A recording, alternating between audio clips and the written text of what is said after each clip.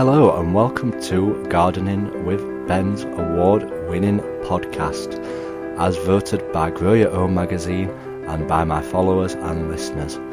So if you're new to the podcast, make sure you click that subscribe button to stay up to date with all our podcasts, listen back to all our previous episodes, sit back, grab a brew and let's enjoy today's episode. Hello and welcome to today's episode of Gardening with Ben. And thank you for tuning in for another episode. Please do remember to leave a review on Apple Podcasts if you've not left one already, and feel free to share it on your Instagram stories as well, so that more people do hear my podcast and it reaches a bigger audience. And thank you for the support from everybody. So today's subject is all about my favourite season of the year, and that is autumn.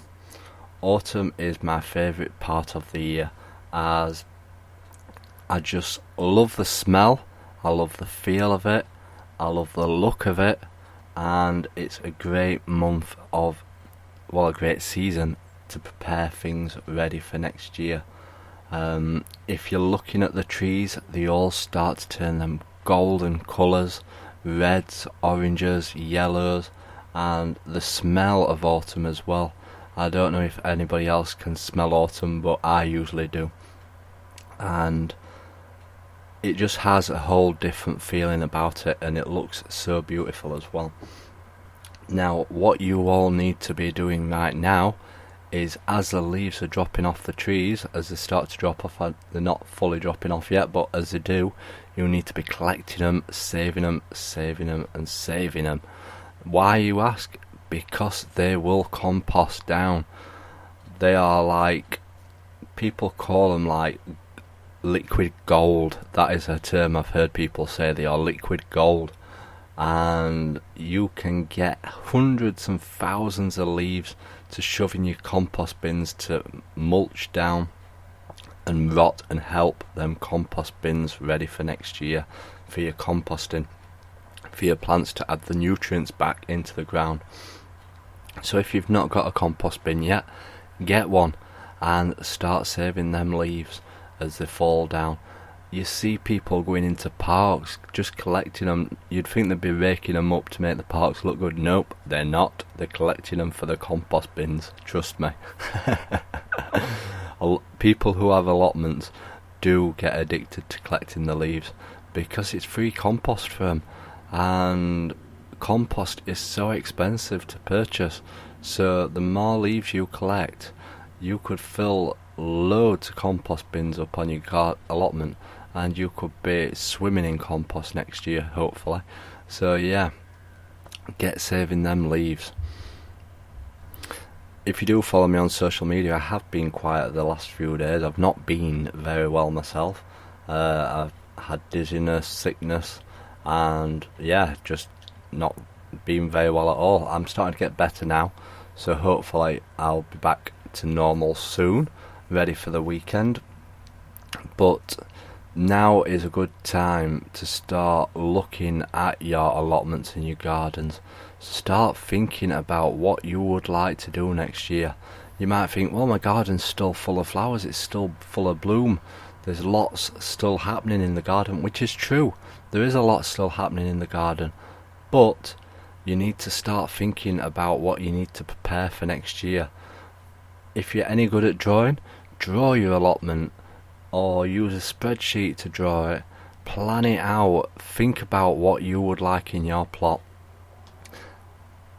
Not last year, but the year before, I planted a load of spring bulbs at the front of my plot, and they looked absolutely fantastic. Last year, I extended them a bit further onto my plot and put some around my borders to make them look nice. And then this year, I'm going to plant a load of more all the way down the sides of my plot to add even more colour into the plot, just to make it look more beautiful and to add that spring bloom to my plot, because I'm really wanting to help the bees. That is my aim on the plot. The more bees I get on my plot, the happier I will be. Even if it's filling the whole of my plot with spring bulbs, I will do it. It's going to cost a fortune, but if you keep doing a few every year, a few areas every year, it will look absolutely beautiful. So that is my plan, to add a load more spring bulbs this year to my plot, and I will be sharing that with you as I go along. So what else can you be planning? You can be planning what flowers you want to be growing on the plot as well next year, as you need to be looking up. I grew all my flowers from seed this year. I have purchased some which will grow every year, like my roses. That's the plan, to have quite a few things that grow every year that I don't need to grow from seed, so they will look brilliant and they'll come back every year. But I do grow a load from seed, so I'm going to be researching about what flower seeds to grow, because I've tried a few and they've grown really well. I've got the hack of growing sweet peas, I've got the hack of growing calendulas and dahlias and cornflower, so I'm going to be looking at trying a few more next year. Oh, and I grew pansies as well this year, and they did absolutely fantastic. So start planning what flower seeds you want to grow. There is some really easy ones out there to grow, and you can have some great success, and if they grow well one year, you'll probably grow them well every year. They're not like vegetable seeds, flower seeds. You probably have better luck growing flowers than you would do vegetables, because vegetables are very temperamental in growing. So why not have a go at growing flowers next year as well? So start having a look at them. Start going through all those seed packets what are in your cupboard hidden away. If you're anyone like me, you will be addicted to seeds.